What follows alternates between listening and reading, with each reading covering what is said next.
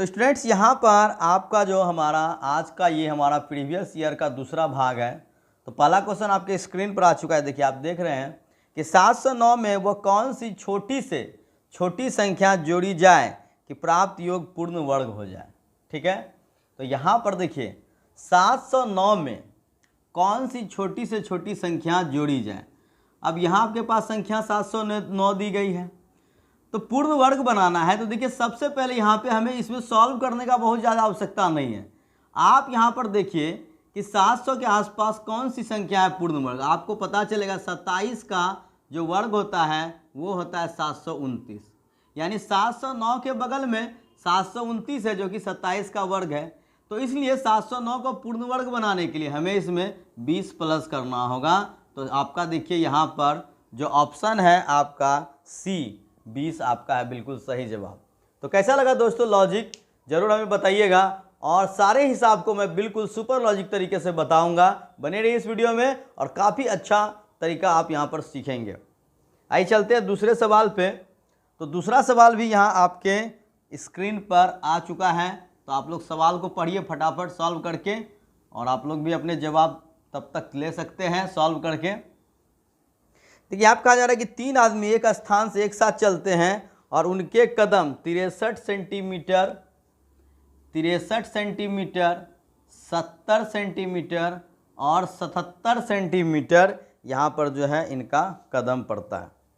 तो न्यूनतम कितनी दूरी तय की जानी चाहिए ताकि उस सभी के उस दूरी को पूरे कदमों में तय कर सके, यानी कि यहाँ पर जो है ये सभी लोग पूरा कदम में तय कर सके, यानी एक साथ सबका कदम वहाँ पर होना चाहिए।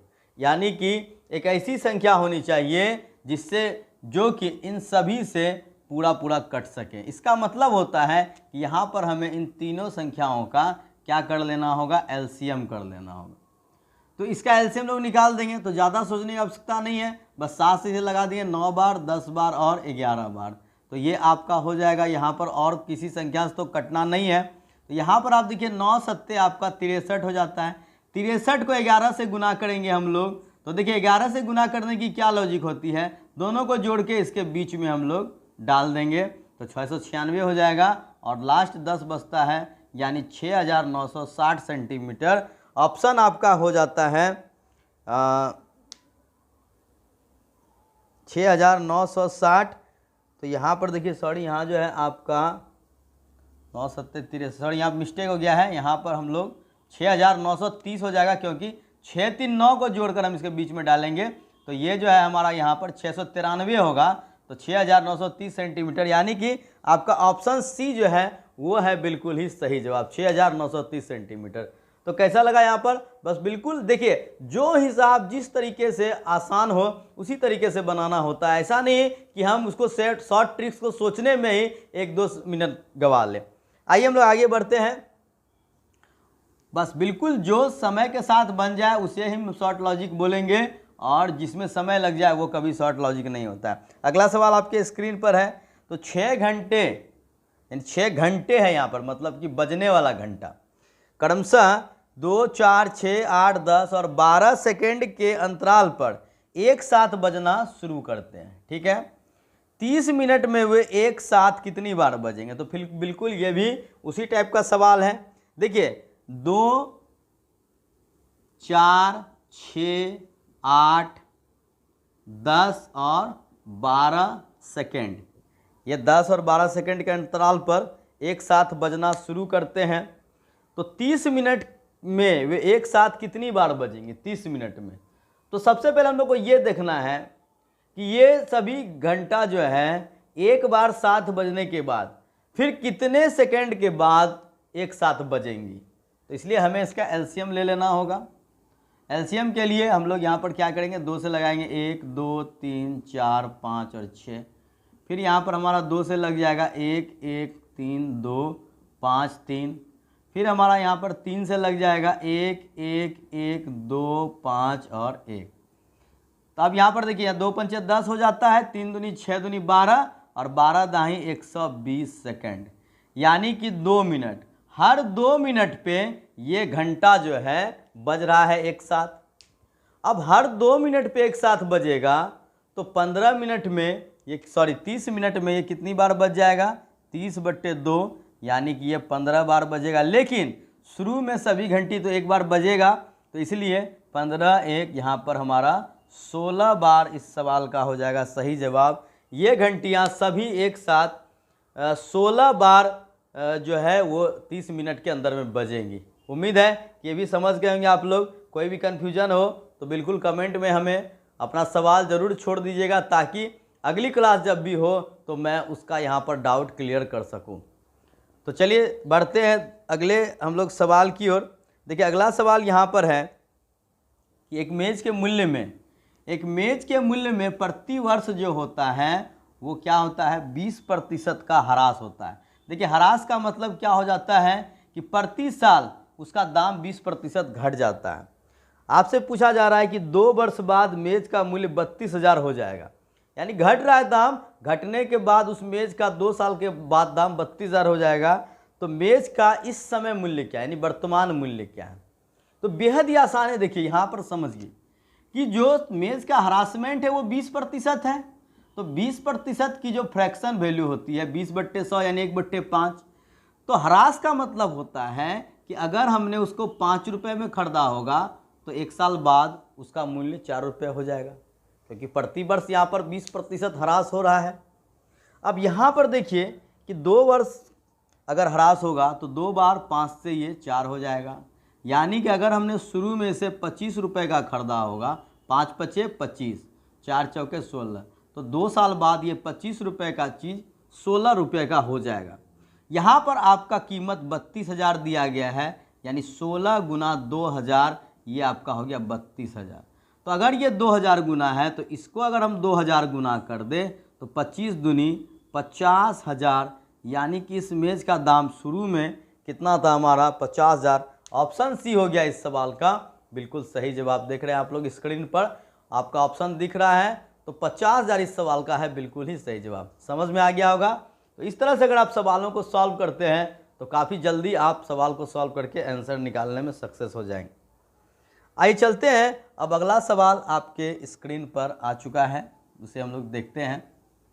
तो अगला सवाल है कि आपके एक कॉलेज में 40% छात्रों को ग्रुप ए में डाल दिया गया है ना, यानी जितने भी स्टूडेंट थे उसमें 40% को ग्रुप ए में और शेष के 75%, यानी जो बच जाता है तो शेष के 75% को ग्रुप बी में डाल दिया। उसके बाद जो शेष 12 छात्रों को ग्रुप सी दिया गया, तो ग्रुपों के लिए आवेदन करने वाले कुल कितने छात्र थे। चलिए बहुत अच्छा सवाल है। यहाँ देखिए अगर हमारे पास जितने भी छात्र थे, पहले हमने क्या किया, टोटल छात्र को x मान लेते हैं, तो हमने x के 40% को हमने क्या किया, ग्रुप ए में डाल दिया, और शेष को, तो देखिए जब 40% हमने डाल दिया तो x का हमारे पास तो शेष 60% बचा। अब इस शेष के जो है 75% को हमने ग्रुप बी में डाला, तो इसका जब 75% हमने ग्रुप बी में डाला तो हमारे पास अब इसका शेष कितना बच गया, 25% बच गया।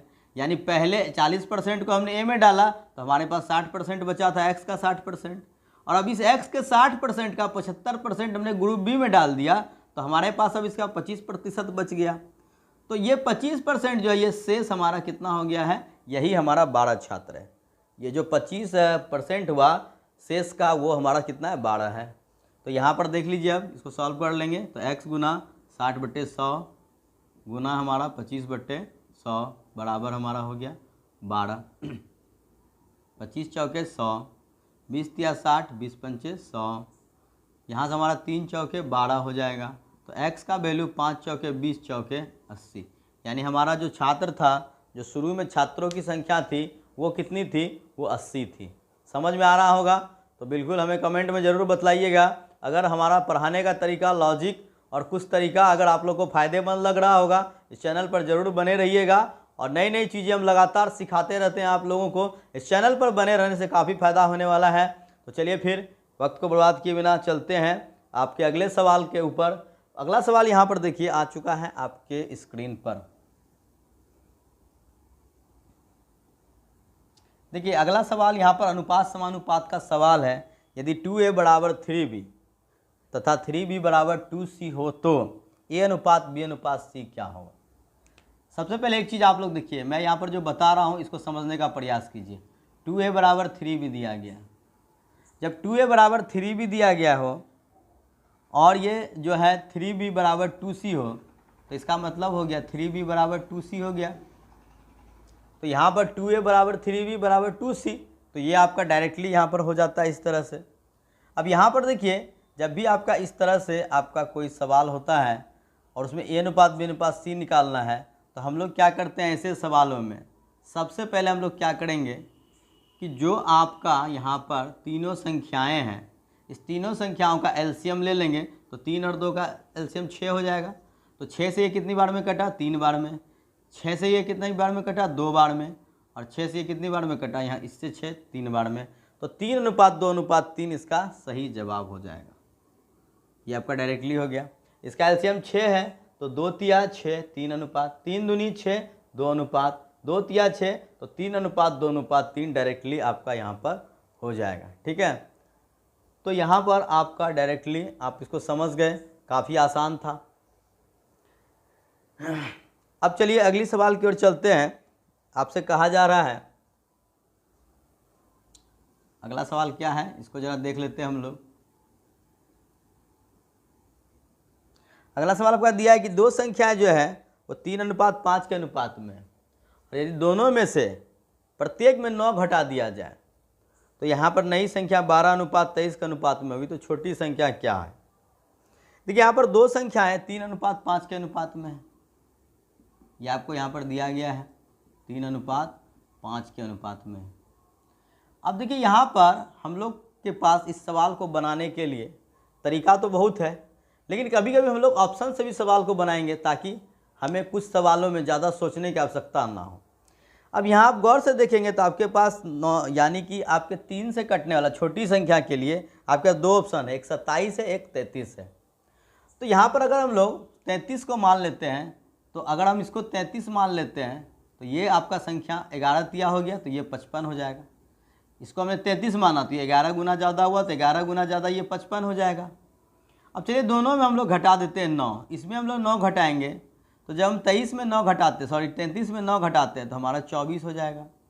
और जब 55 में हम 9 घटाएंगे तो हमारा यहाँ पर क्या हो जाएगा, 46 हो जाएगा। 24 अनुपात 46 हो जाएगा। अब इसको कटा दीजिए, 2 से ये 12 बार में कट जाएगा और 2 से ये 23 बार में कट जाएगा। देखिए आपका 12 अनुपात 23 आ रहा है। इसका मतलब साफ है कि छोटी संख्या क्या हो जाएगी, छोटी संख्या हमारा यहाँ पर 33 हो जाएगी। समझ में आया होगा तो ज़रूर कमेंट में हमें बताइएगा। और अगर आप लोगों को ये हमारा लॉजिक पसंद आ रहा होगा तो बिल्कुल एक बार कमेंट में ज़रूर कुछ लिख दीजिएगा ताकि हमें भी समझ में आए कि आप लोगों को हमारी क्लास पसंद आ रही है। और बिल्कुल बेहतरीन लॉजिक सिखाऊंगा, आपको काफ़ी मज़ा आएगा और इसी तरह से आप लगातार काफ़ी अच्छी अच्छी चीज़ों को सीखेंगे और आप बिल्कुल मैथ में टॉप के स्टूडेंट बन जाएंगे। बिल्कुल ये मेरा वादा है। तो चलिए फिर आगे बढ़ते हैं, क्योंकि और भी सवाल अभी लेना है हमें। अगला सवाल यहाँ पर है आपका, देखिए अगला सवाल स्क्रीन पर हमारा आ चुका है। अगला सवाल क्या है हमारा देख लीजिए। 22% की छूट के बाद एक वस्तु को 6,552 रुपये में बेचा जाता है तो अंकित मूल्य क्या है। देखिए 22% का आप यहाँ पर क्या कर रहे हैं, ग्राहक को छूट दे रहे हैं। तो 22% छूट जब आप दे रहे हैं इसका मतलब 100 रुपये में हमने 22 रुपये छोड़ दिया। इसका मतलब हमने उस व्यक्ति को सामान कितने परसेंट में दिया है, 78% में दिया। यानी ये 78% में ग्राहक को कितने रुपए अदा करने की ज़रूरत है, 6,552। यानी 78% की वैल्यू जो है वो है 6,552, क्योंकि हमने उसे 22% छूट दे दिया। अब यहाँ पर देखिए इसको 13 से कटा सकते हैं। 13 छः 78, 13 पचे 65, 13 चौके 52, 6% बराबर 504। और इसको 6 से कटा दे, 6 कम 6, 6 अट्ठे 48 और इसके बाद हमारा बच जाएगा 2 तो 24, 6 चौके 24 यानी कि 84 हो गया। 1% की वैल्यू अगर 84 है, यानी 1%, 1 रुपये की वैल्यू 84 तो 100 रुपये की वैल्यू 84 हो जाएगी। 100% जो है इसका कितना हो जाएगा, 1% का 84 तो 100% 8400 हो जाएगा। तो ये जो 8400 है ये आपका क्या हो गया, इस वस्तु का अंकित मूल्य हो गया। यानी 8400 पर अगर हम 22% छूट देंगे तो उसका दाम 6,552 रुपये हो जाएगा। तो उम्मीद है कि आप लोगों को बहुत ही मज़ा आ रहा होगा आज के क्लास में, इसी तरह से चाहे छोटा से छोटा प्रॉब्लम हो या बड़ा से बड़ा प्रॉब्लम हो, मैं बिल्कुल इसी तरह से आप लोगों को सॉल्व करके समझाऊंगा और आप लोगों को काफ़ी मज़ा आता रहेगा। चलिए अब अगला सवाल है, देखिए काफ़ी इंटरेस्टिंग सवाल है और काफ़ी यहाँ पर बेहद ही बहुत ही सुंदर सवाल है। इस सवाल में थोड़ा सा यहाँ पर दिमाग लगाना होगा। आप यहाँ पर देखिए साधारण ब्याज का ही सवाल है लेकिन सवाल काफ़ी उम्दा है। देखिए यहाँ पर क्या कहा जा रहा है कि ये आपका जो है दो बराबर राशि जो है वो आपके 7% और 5% के साधारण ब्याज पर यहाँ उधार दी गई, ठीक है, और दोनों ऋण पर अर्जित ब्याज 4 वर्ष में 960 रुपये जुड़ता है। देखिए दोनों राशि बराबर है, एक राशि को हमने 7% पर दिया, एक को हमने 5% पर दिया है, और अर्जित जो ब्याज हुआ 4 वर्ष में वो टोटल 960 रुपये आया। अब ये देखिए कि दोनों हमने तो राशि बराबर ही दिया है, यानी दोनों को हमने x रुपया ही दिया, लेकिन एक को हमने 7% पे दिया और एक को हमने 4% पर दिया। देखिए चूंकि दोनों यहाँ पर राशि तो बराबर ही है, इसलिए जो ब्याज होगा वो मान लीजिए कि सेम राशि का है, तो इसका मतलब है कि अगर हम एक ही राशि पर 7 4 11% अगर निकाल ले तब भी ये गलत नहीं होगा, क्योंकि दोनों राशि सेम है। यानी एक साल में मैं उस राशि पर 7 4 11% कमा रहा हूँ, इसलिए जब हम एक साल पे 11% कमा रहे हैं तो यहाँ पर 4 वर्ष में आपका कितना हो जाएगा, 4 वर्ष में ये हो जाएगा 11 गुना 4, टोटल ब्याज हमने कितना कमाया, 44% कमाया है। 44% अब ब्याज कमाएंगे और ये 44% आपका ब्याज जो होता है वो रुपए में कितना हो रहा है, ये 44% ब्याज आपका रुपए में 960 रुपये हो रहा है। ये आपका कितना हो रहा है, 960, यहाँ पर 4% और 5% है तो ये आपका टोटली 12% हो रहा है, और 4 वर्ष में 12 चौके ये 48% हो जाएगा। तो ये यहाँ पर देखिए 48% बराबर 96 960, तो 48 एकम 48, 48 दूनी, यानी 1% की वैल्यू 20 है, तो आपके 100% की जो वैल्यू हो जाएगी वो 2000 हो जाएगी। इसका मतलब है कि हमने जो राशि जो लगाई है दोनों को वो 2-2 हज़ार रुपये हमने राशि दी है। तो देखिए कितनी आसान तरीके से इसको हमने सॉल्व कर दिया और काफ़ी मज़ेदार है, आप लोग बिल्कुल समझ चुके होंगे। बिल्कुल ही बेहद ही यहाँ पर सवाल ज़बरदस्त था, और इस तरह से आप लोग सॉल्यूशन सीख लेते हैं तो काफ़ी मज़ा आपको आएगा इस तरह के सवाल को बनाने में। चलिए अब आइए हम लोग अगला सवाल पे चलते हैं, और ये सवाल भी काफ़ी बढ़िया सवाल है। लाभ हानि का ये सवाल है। देखिए एक आदमी एक कार को 1,35,000 में ख़रीदा और उसके मरम्मत पर 25,000 खर्च किया और उसे 10% की हानि हुई बेचने से, तो उसने कितने में कार को बेचा, ठीक है। तो यहाँ पर देखिए जो आपका कार है आपने पहले तो उसे 1,35,000 में ख़रीदा है और फिर आपने क्या किया, उसमें 25,000 उसके मरम्मत में खर्च किया है। तो इसका मतलब हो गया कि 1,35,000 और 25,000, ये जो है आपने कार खरीदा 1,35,000 में, और 25,000 जो है ये आपका यहाँ पर इसमें खर्च हो गया इसके मरम्मत में, यानी कि 1,60,000 टोटल आपको खर्च हो गई। फिर भी आपको अब बेचने के बाद आपको 10% की हानि हुई, यानी कि आपने क्या किया, इसको 1,60,000 में जो है आपने इसे 10% हानि यानी 90% में बेच दिया। तो 90% ऑफ 1,60,000, तो क्या हो जाएगा हमारा, देखिए 90% है तो यहाँ से हमारा जो है 90/100 गुना 1,60,000, 1 2 0 हमने कटा दिया, 16 नमा 144, 1 2 3 0, यानी 1,44,000 जो है ये इस कार का हो गया बेचने का मूल्य। 1,40,000 पर बिका क्योंकि हमने 1,60,000 में इस कार को ख़रीदने में लगा दिया और उसको 90% में ही बेचा, 10% हानि पर बेचा, तो यानी 1,40,000 उसकी कीमत हो गई। तो दोस्तों उम्मीद करता हूँ कि आज का सेशन काफ़ी पसंद आया होगा, और प्रीवियस ईयर का जो बार बार पूछने वाला क्वेश्चन है इसका मैं लगातार सेशन लाता रहूँगा। अगर आप लोग को वीडियो पसंद आ रहा हो तो बिल्कुल हमें कमेंट में बताइएगा, मैं इसकी नेक्स्ट सेशन भी लेकर आऊँगा और आप लोगों को काफ़ी मज़ा आएगा। तो इसी तरह से हमें प्यार देते रहिए, हमारे चैनल पर बने रहिए, और इसी तरह से हम आपके लिए भी बिल्कुल मेहनत करते रहेंगे, आपके लिए काफ़ी अच्छी अच्छी लॉजिक लाएंगे। तो मिलते हैं एक और ख़ास यहाँ पर एपिसोड में, तब तक के लिए गुड बाय, जय हिंद, जय भारत।